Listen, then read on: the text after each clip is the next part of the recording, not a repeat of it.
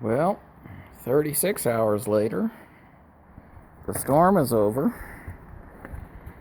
I have a path shoveled back here because this snow is wet and heavy.